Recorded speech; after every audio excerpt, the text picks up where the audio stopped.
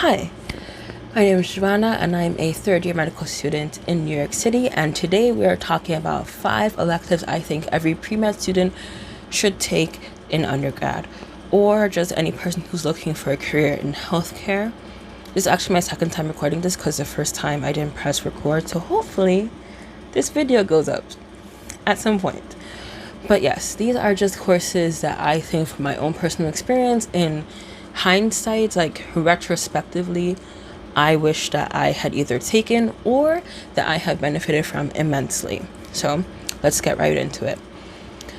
The first one is acting. I was a theater minor in undergrad and I loved it.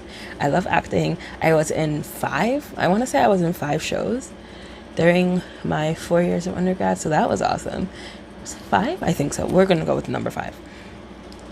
So here is why I think it's especially important, and I think that if you are in a BSMD program where you're going to be finishing at a younger age, it's especially important so that we can develop that skill, because at some point I feel like it's it's not necessarily beneficial. Like, I think that it's good to get into your career of choice.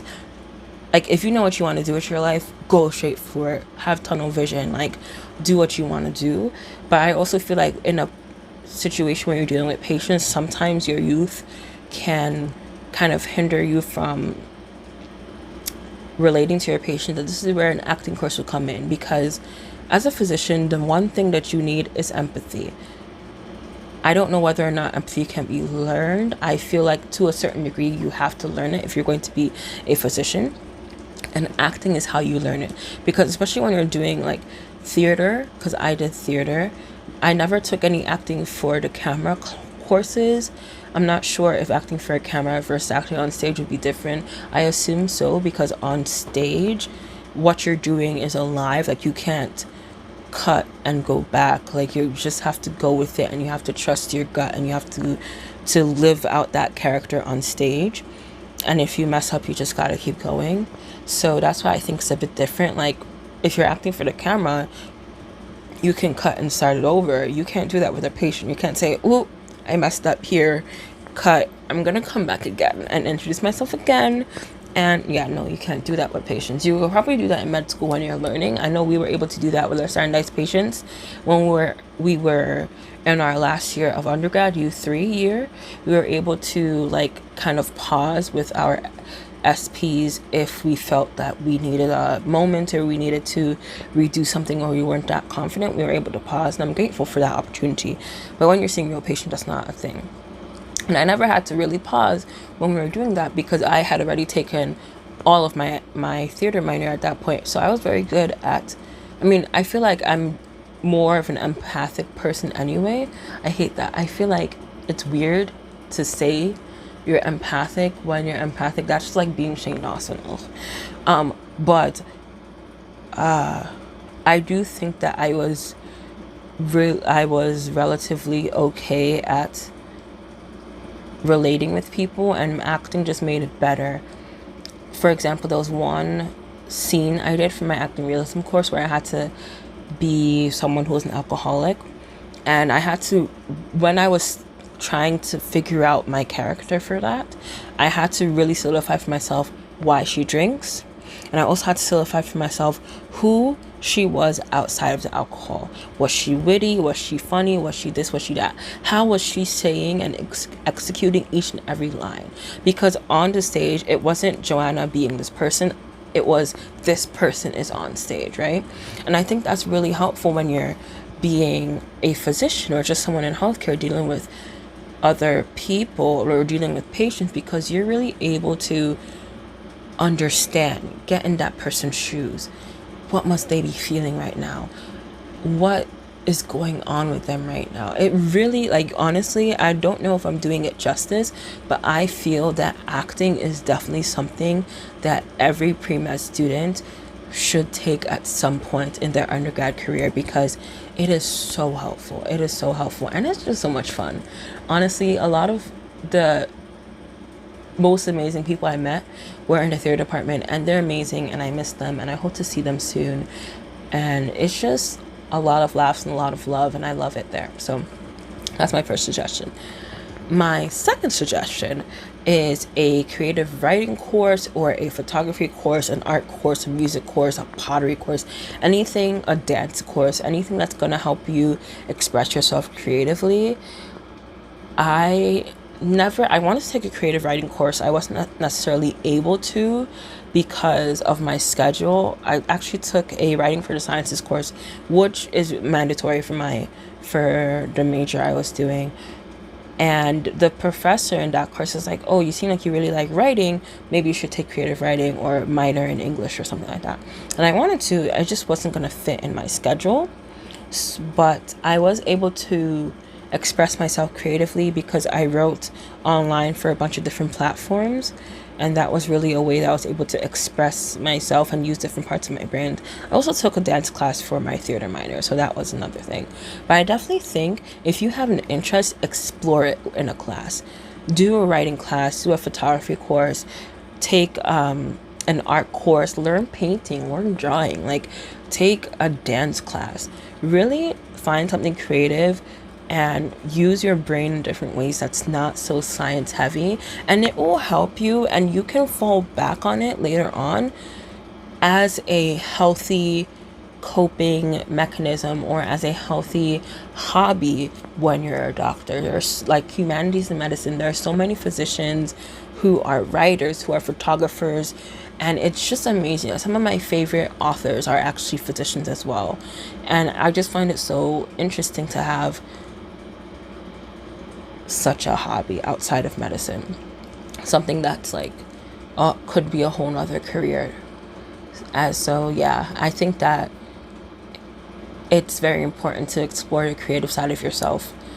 Everything doesn't have to be science, medicine. I think it's very important to do something outside of that, just for your sanity.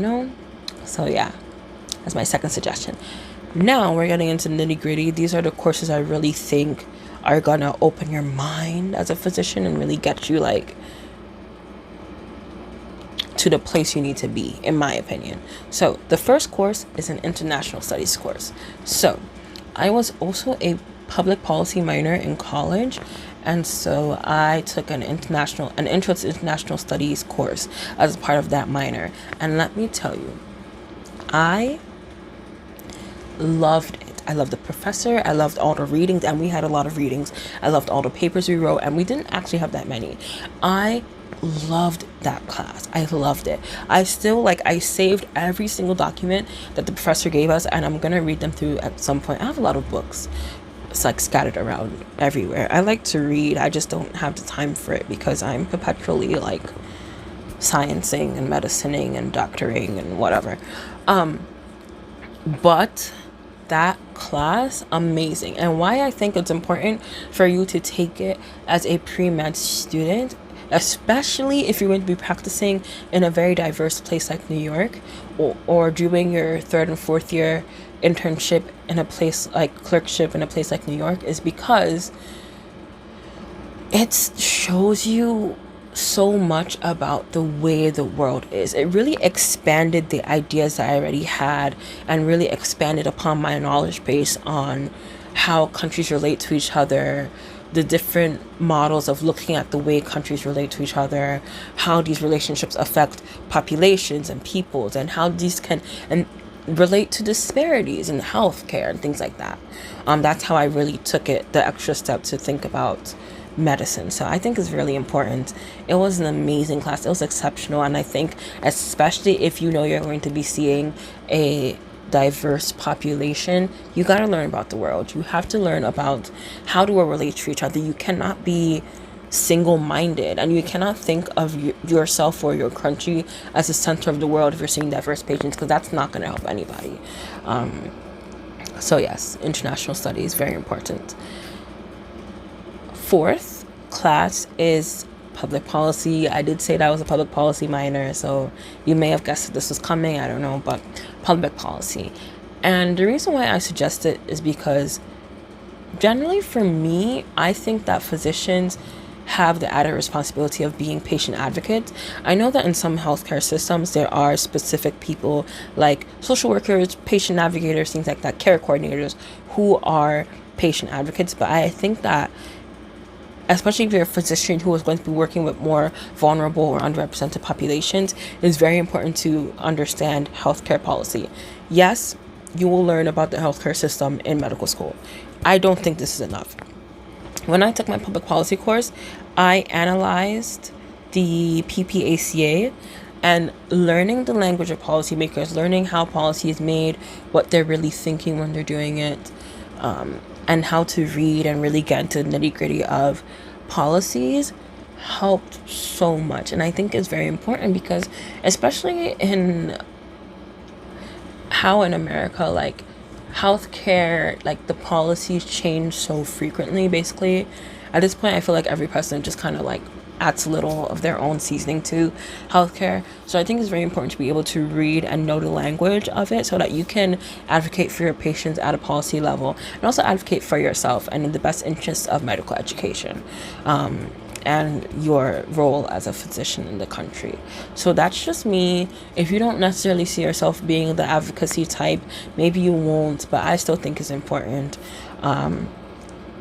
Yes, and now the final and the most important, if you are going to be serving underserved, vulnerable, underrepresented populations in medicine, is a Black Studies course, a Women Studies course, an LGBTQIA course, a Latino Studies course if you have one in your school. I want you to expose yourself to individuals who are not your own, and the history and the stories and the cultures of different people, particularly if you're going to be serving in a diverse environment. So yes, but here's the warning: only take these courses if you're going in there with an open mind, because number one, you are learning about real people, real histories, real experiences. And if you're going in there just to argue your opinion, that's just like disrespectful. And two, it's particularly disrespectful and kind of embarrassing if you are arguing about your opinion in a course where other people taking the course might identify with the group that you are studying in the course. Like, how are you going to argue the experience of a Black person in a Black Studies course with Black people around you? Don't do that. Go in there with an open mind, ready to learn. Go in there with humility. As a physician, you need to have cultural humility. You need to say, I don't know everything. Please show me the way, to every single patient, because that's how you make healthcare better. And that's how we stop health disparities. I want you to take these courses with the intention to recognize and address whatever bias you may or may not have. I'm not saying you're biased. If you're watching this video, I don't want you to think I'm saying you're biased. I think that everyone has some sort of biases that are learned, that are programmed, that are internal, that we're not necessarily fully aware of. And it's important to become aware of them so we can stop it from affecting our practice. And I think that a course in a group that is generally marginalized in American society is very important, particularly if you do not identify with such a group, especially if you are in the quote-unquote majority. Most of healthcare in America is still dominated by a specific majority, and I think that it would be in the interest of every patient out there if we were more humble in the way that we treat other cultures, and we were more understanding, and we were more open to understanding, and open to being wrong, and open to being corrected by our patients, and not generalizing and not assuming and things like that. So yes, that's why I think that course is particularly important. And yes, I am finished. I'm sorry if I rambled. I hope someone finds this video useful. I hope this video actually goes up on Wednesday like I want it to. I'm trying to get 2 videos a week right now that I'm doing online rotations, and then 1 video a week when I start in person. Hopefully, we'll see how that goes. But yes, I'm trying to be a person of my word. So if I'm putting it in this video, that means I'm going to try very hard to commit to it. Yes, follow me on all my socials, like and subscribe, and I will see you guys next time. Bye.